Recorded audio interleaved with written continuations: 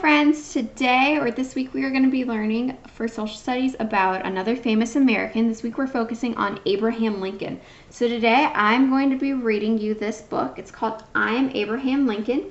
It's written by Brad Meltzer and it was illustrated by Christopher Iliopoulos, and it is part of Scholastic's Ordinary People Change the World series.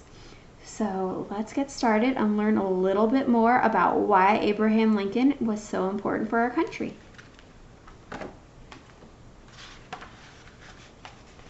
I am Abraham Lincoln. When I was little, even young boys were expected to work on the farm and hunt animals for food. Abe, are you coming? I'll catch up with you later. I preferred to read. Maybe some of you have a connection and you would rather read than do chores or other work around the house. I also loved animals. When I was 10 years old, I saw a group of boys playing with some turtles. They found turtles? I love turtles! But as I got closer, I realized they weren't playing. They were taking hot coals and putting them on top of the turtles to see what would happen. To them, it was harmless fun. Look, it's making the turtle run fast. It's the fastest turtle ever. In that moment, I could have just walked away. When you're 10 years old, it's hard to do the right thing, but someone has to. Let this turtle go. What did you say? You heard me. Let it go. Those boys let the turtle go. Soon after, I wrote one of my first essays about how hurting animals is wrong. That might not seem like a big deal, but back then, most kids and even adults didn't know how to write. In fact, the state of Indiana was so new, schools weren't even built yet. I went to school for barely a year, total, but that didn't stop me. Using chalk, I practiced writing the alphabet on trees. I even wrote in dirt in the cornfield. Abe, how's the corn coming? Great, Dad. He's over there writing. When it came to learning, my best teachers were simply books. I loved books so much, I once walked 6 miles. I'm serious. 6 miles to get one. I'd read while my horse was resting. 6 miles? That's too far for a book. Not for this one. And while waiting in line at the local store, and in one of my favorite positions, with my feet up on a tree.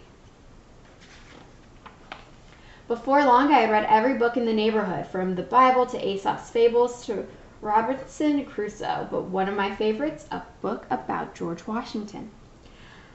I even copied my favorite parts on pieces of wood. Did you know that George Washington was a friend of men? You're a strange boy, Abraham Lincoln. Yeah, but I'm going to be on the penny someday. What's a penny? When I was 22 years old, we moved to Illinois, where I met a group known as the Clary's Grove Boys. Everyone in town knew they were bullies, but I didn't like bullies. But I was the new guy. When they challenged me, I didn't have much choice. You think you're better than us? I never said that. Don't be chicken. Show us what you got. Today, some may call it a fight, but it was really a wrestling match. Me against their leader, Jack Armstrong. Back then, the rule was once you grabbed your opponent, you couldn't break your hold.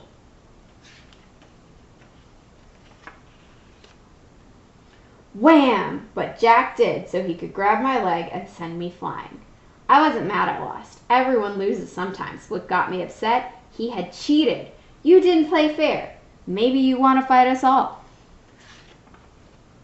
Within seconds, they all surrounded me. They were waiting for me to back down or lose my cool. Instead, calmly and confidently, I told them, if I have to, I will fight every single one of you fair and square. They knew I meant it. You're a strange kid, Abraham Lincoln, but you've got guts. You know, I'm going to be on the penny. What's a penny? Sometimes the hardest fights don't reveal a winner, but they do reveal character, especially when you're fighting for something you believe in. Still, not every struggle brought a victory. Years later, I saw a group of slaves chained together in a boat on the Ohio River. Back then, not all people were free. Some were slaves. Just because of the color of their skin, they were forced to work without pay. They were treated terribly. I never forgot the sight of that boat. I didn't do anything that day, but for years, the memory of those people, it haunted me. I was still thinking about them when I became president. I lost 4 elections before I got the big job. 4. America was facing one of the greatest fights in our history, the Civil War. One side wanted to let the slaves go free. The other side, we want to keep slavery going, and we'll fight anyone who says otherwise. If I had turned my head and looked away, I would have avoided the fight. But if I'd learned anything in life, it was this. When someone needed help, I wasn't so good at looking away. I'm sorry, I cannot allow that. What'd you just say? You heard me. These people will be free. The Civil War lasted longer than anyone thought. The fighting took a terrible toll. People on our side were ready to give up. To re-energize them, we held a big event in Gettysburg, Pennsylvania. The main speaker gave a speech that lasted nearly 2 hours. I gave a speech that lasted 2 minutes and used only 271 words. The most important 5 words I used: all men are created equal. Soon after, I helped pass a law that ended slavery in America and freed all those people. Then we ended the Civil War. As a result, we didn't just bring together these United States of America. We proved that this government of the people, by the people, and for the people would be dedicated to freedom and justice. You know, in his speech, he told the crowd that no one would remember what he said at Gettysburg. Want to bet? In life, strength can take many forms, but there's nothing quite as strong as standing up for someone who needs it. No matter where you're from or how little you have, one thing that can never be taken away from you is your voice. When you find something you believe in, use your voice.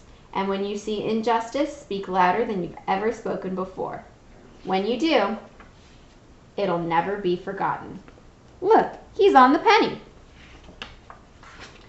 I am Abraham Lincoln. I will never stop fighting for what is right, and I hope you'll remember that when you speak your mind and speak for others, there's no more powerful way to be heard. The end.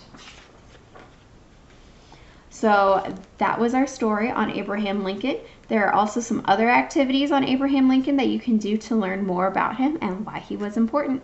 I'll see you guys soon.